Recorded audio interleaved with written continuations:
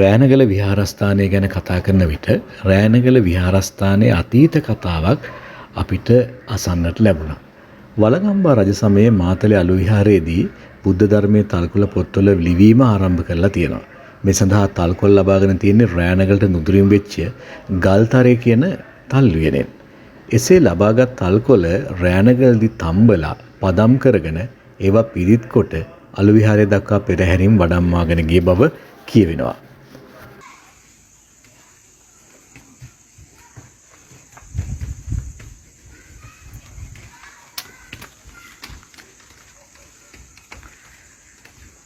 දෙන්නට වහන්සේද? වහන්සේ නෑනේ. අපි යා තව ටික දුරයි තියෙන්නේ. ලස්සන මේ පරිසරයක්. රෑනගල විහාරස්ථානයේ ඉතින් මේ කුරුණෑගල දිස්ත්‍රික්කයේ අපි නොදකපු තැන් නොවැඳපු තැන් ගොඩාක් තියෙනවා. අර ඒ දවස්වල මෙතෙන්ට නැග්ග ගල් පඩි පෙළ වෙන්න ඕන අර තියෙන්නේ. මම කැමරාව නෙච්ච ලොකු මේ ක්වොලිටි කැමරාවක් නෙමෙයි. නමුත් ලස්සන දෙයක් දැක්කම ඒක පෙන්වන එක පිනක් කියලා හිතන ඉන්න තමයි ඔයගේ වීඩියෝස් විදින් විට අරගෙන එන්නේ. අත්තාපල් මුත්තාපල් රෑනගලේ ගල කෙටුවත් මානං අල්ලන්න බැරුවාමයි. අත්තාපල් ගැසීමේ ක්‍රීඩාවේදී මේ කොටස භාවිතා වෙනවා ඔබට මතක ඇති.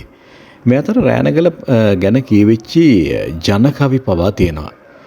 රෑන පිට රෑන වන මල් පිපෙන්නයි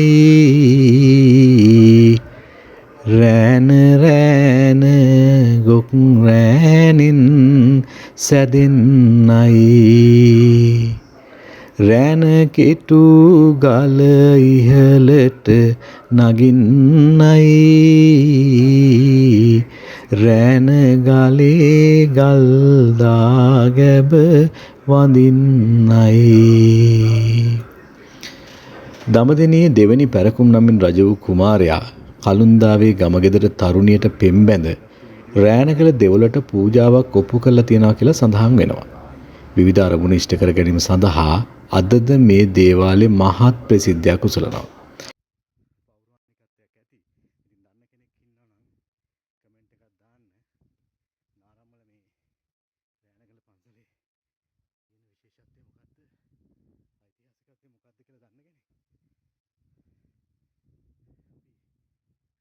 වඩාව දැන් වෙහෙස කරයි.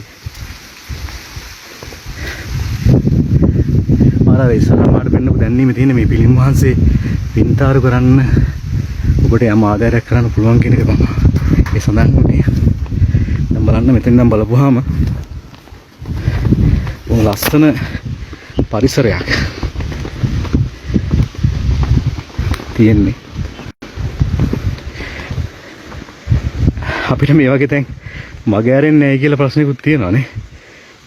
මේ අපේ කුරුණෑගල දිස්ත්‍රික්කයේ මේ වගේ සුන්දර විහාර විහාරස්ථාන ඒ වගේම ඓතිහාසික තැන් තවත් ඕන තරම් ඇති.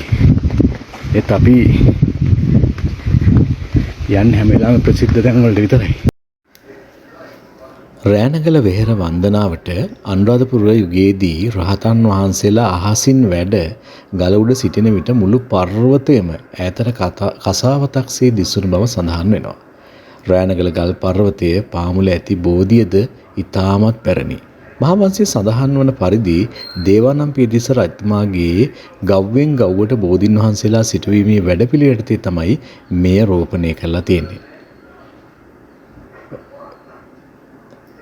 රෑනගල ප්‍රතිසංස්කරණ කටයුතු ගෝඨාභය දමදෙණි පැරකුම්බා කීර්තිසී රාජසිංහ යන රජවරුන් කළ බව ඉතිහාසයේ සඳහන් වෙනවා.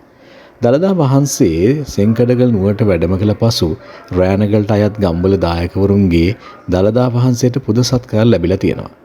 රෑනගල විහාරය අසල පිහිටි පැරණි අම්බලමද එම මාර්ගයේ පෞරාණිකත්වයට මනාව පිළිබිඹු කරනවා. විහාරයේ නොදැරින් වෙච්ච සරක්ව නම් ස්ථානයේ පැරණි නටබුන් ගොඩනැගිල්ලක් තියෙනවා. ඒ යුද සංවිධානය සඳහා රජුන් විසින් යොදාගත් සංචාරක මාලිගාවක් ලෙසද පුරාවිද්‍යා මතය සඳහන් වෙනවා. පැරණි චෛත්‍යයේ නටබුන් පාදක කරගැනීමෙන් නව චෛත්‍ය ඉදි කරලා තියෙනවා. අතීතයේ අවස්ථා ගණනාවකදී මින් බුදුරැස් විහිදුණු බවද සඳහන් වෙනවා. දාගබේ කොත් වහන්සේ කිහිප විටක්ම නෙදුම්හරුන්ගේ ග්‍රහණයට ලක් වූ බවද එය හානියක් කිරීමට නොහැකි වී ඇති බවද සඳහන් වෙනවා. මිට වසර 200කට පෙර මෙහි දැවපිට විහාරයක් තිබුබට පවසනවා. දැන් ඒ අභාවයට ගිහිලා තියෙන්නේ. තවද ගල මත සෛලමය විහාරයක් තිබූ බවත් පවසනවා. රෑනගල පර්වතය මත දැනට ඇති විහාරයට අමතරව ගලයට තවත් විහාරයක් ඇති බවද කියනවා. එය ගලයට විහාරය නමින් හඳුන්වලා තියෙනවා. නමුත් ඊට පිවිසෙන මාර්ගයක් නම් අදට දැනගන්නට බෑ. ඉතින් මේවා මම හොයාගත්තේ අන්තර්ජාලයේ ඇසුරින්. ඉතින් සමහර වෙලාවට මේ වගේ අඩුපාඩුත් තියෙන්න පුළුවන්.